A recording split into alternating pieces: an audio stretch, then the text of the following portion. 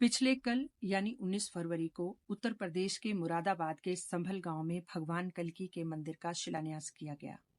हिंदू धर्मावलंबियों के अनुसार भगवान कल्की को लेकर सबके अपने अपने मत हैं।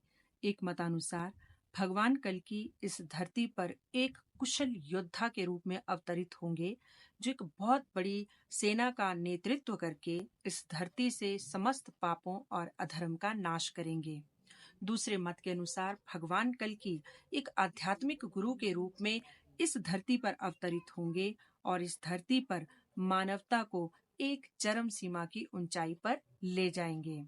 हमारे शास्त्रों और पुराणों में भगवान विष्णु के 10 अवतारों का उल्लेख मिलता है, जिसमें भगवान कल्की को भगवान विष्णु का 10वां अवतार माना गया है, जो कि अभी होना है। यही नहीं, द्वापर युग के अंतिम राजा परीक्षित थे और 3102 ईसा पूर्व धरती पर कलयुग का आरंभ हो चुका है।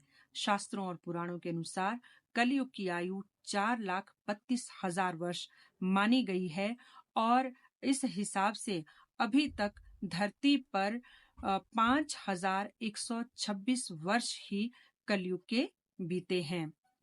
अग्नि पुराण और भागवत पुराण में कल्की भगवान के जो अवतार का उल्लेख मिलता है। अग्नि पुराण के अनुसार कल्की का जिस तरह से चित्रण किया गया है, उनको एक वीर योद्धा के रूप में एक सफेद घोड़े के ऊपर सवार दिखाया गया है, जिसके हाथ में एक तलवार, दिव्य तलवार दिखाई गई है, चित्रित की गई है।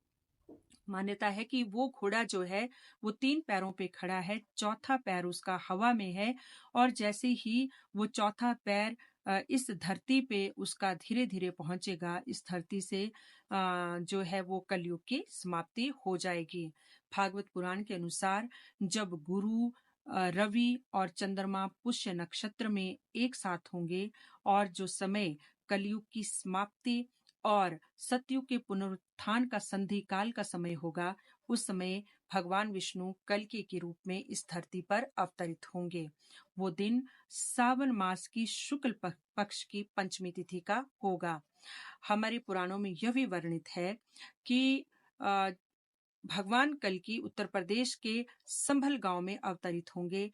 यही वजह है कि पिछले कल प्रधानमंत्री नरेंद्र मोदी द्वारा उत्तर प्रदेश के मुरादाबाद के संभल गांव में कल्की भगवान के मंदिर का शिलान्यास किया गया। यह भी मान्यता है कि भगवान कल्की के गुरु परशुराम जी होंगे और परशुराम जी को भगवान विष्णु के अवतारों में से एक माना जाता है और वो 8 चिरंजीवियों में से भी एक माने जाते हैं। और मान्यता है कि भगवान परशुराम के निर्देश पे भगवान कल्की महादेव की आराधना करेंगे, तपस्या करेंगे, जिनसे उन्हें दिव्य शक्तियां प्राप्त होंगी और वो इस धरती से अधर्म और पाप का नाश करने में सक्षम होंगे। उनके पिता का नाम विष्णु यश होगा और माता का नाम सुमति होगा। रामायण की तरह ही भगवान कल्की 4 भाई होंगे। भगवान कल्की के अलावा उनके 3 भाइयों में सुमंत, कवि और प्राज्ञ होंगे। भगवान कल्की के 4 पुत्र होंगे, जिनका नाम जय, विजय, बल्लाहक और मेघमाल होगा। उनका विवाह देवी पद्मा से होगा। मान्यता है कि माँ वैष्णो रामायण काल से ही भगवान से विवाह करने के लिए तपस्या कर रही हैं और जब भगवान विष्णु कल्की के रूप में इस धरती पे अवतरित होंगे तो उनका विवाह देवी पद्मा के रूप में भगवान कल्की से होगा। पिछले कल संभलपुर में जिस मंदिर का जो है शिलान्यास किया गया, उसमें 10 गर्भगृह बनाए जाएंगे और 10 गर्भगृहों में भगवान विष्णु के 10 के 10 अवतार स्थापित किए जाएंगे।